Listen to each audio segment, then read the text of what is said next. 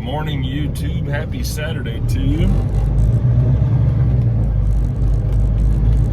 It is a fine, chilly, but still fine sunny morning in the Chicagoland area,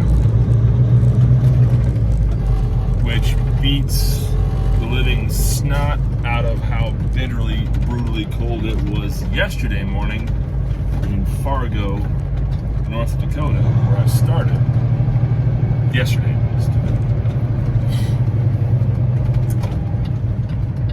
But had I known yesterday I was going to break my all-time mileage record for on-duty miles in a single day,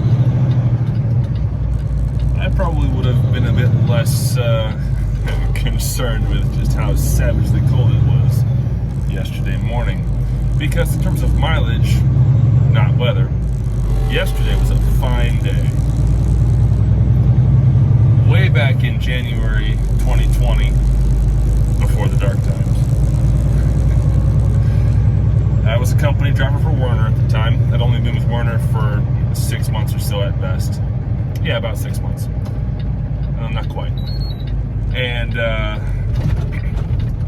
at this point, I'm in my second Werner Company truck, a 2019 Freightliner Cascadia in a very depressing shade of white.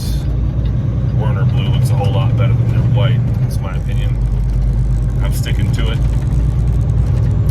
And the account that I'm on at the time, their Dollar Tree account, there was a lull because it was after the holidays. You know, things were really slow. Not a lot of stores were getting big freight, so there was a shortage of loads. So my dispatchers farmed a lot of drivers, including myself, out to other Werner accounts in order to make up some shortfalls among drivers, driver pools elsewhere. No problem, totally fine with it. So I get put on a Walmart load that picks up in Hammond, Indiana, and is being taken to a drop yard in Oklahoma City, Oklahoma, where another driver is going to come in and then take it the rest of the way to its final destination. Okay, easy peasy, no problem at all. So I get to Hammond, Indiana. So I think this is January 5th at night. By the time I get there, it's like, all right, there's not a whole lot of hours left. So I'm trip planning, like, okay, I can get to this rest area down here south of Dwight. All right, I'll get to that rest area. I'll overnight there. Then I'll just turn and burn the next day. No problem. So I did.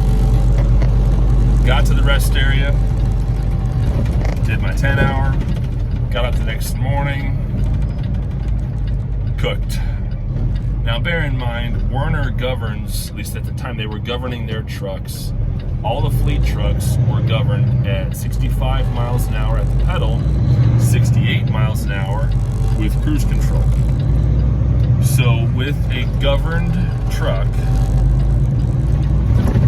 in about just under 11 hours of on-duty driving, so basically maxing out my available drive hours for that day, I was able to churn 696.6 on-duty miles, which I was very proud of because, again, I was in a governed fleet truck and I had to run through St. Louis and Tulsa, which both drop your speed down to 55 and 60 miles an hour for a couple of different zones. So I was really proud of that. Fast forward now to February 24th or 25th, whatever the heck it was. Yeah, 25th I think it was. 2022. I'm an owner-operator in a Kenworth T680. I'm on a load. I still haven't delivered because this won't deliver until Monday.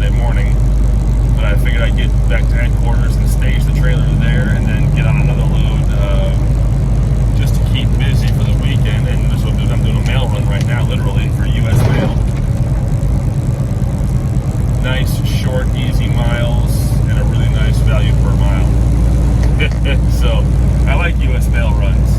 This is good times. Anyway, so to get from where I started, just Fargo, North Dakota, to headquarters in Chicagoland, I ended up driving 678 miles.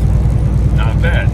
I've done similar searches before, okay, but I had to hot swap trailers, grab an empty essentially, and get to the pickup.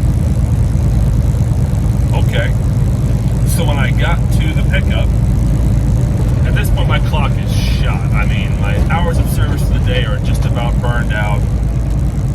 My drive clock, I've got 5 minutes left, but because I won't be advancing my load in the direction of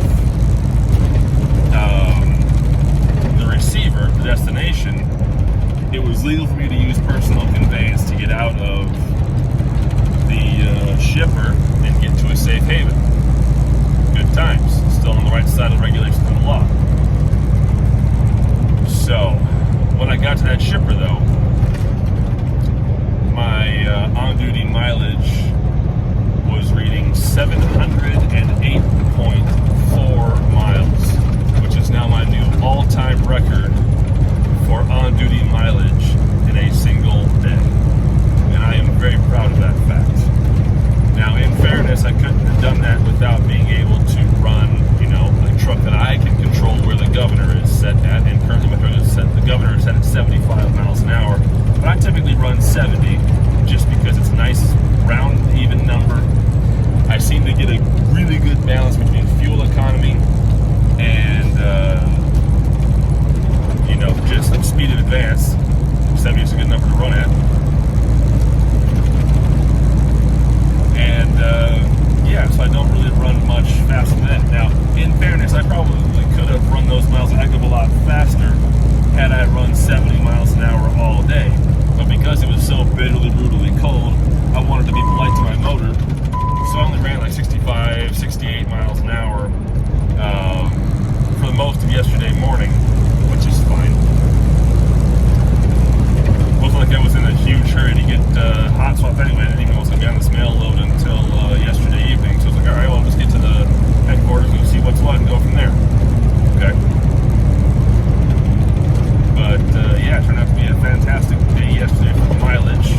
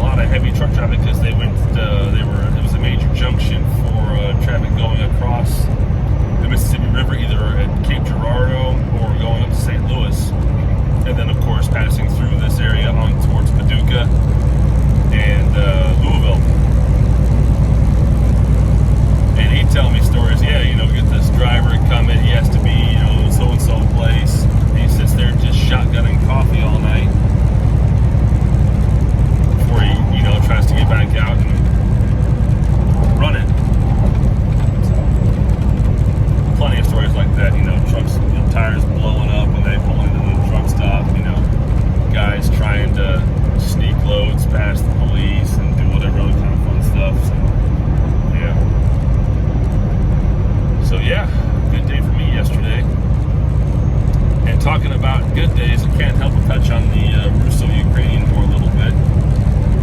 The Ukrainian president, or prime minister, I really do forget his title, I think it's president, Volodymyr, I think it's Volodymyr, because I think it's not pronounced like the traditional Russian Vladimir, I don't believe. I could be wrong, I do apologize if I'm butchering this, I don't mean to give offense.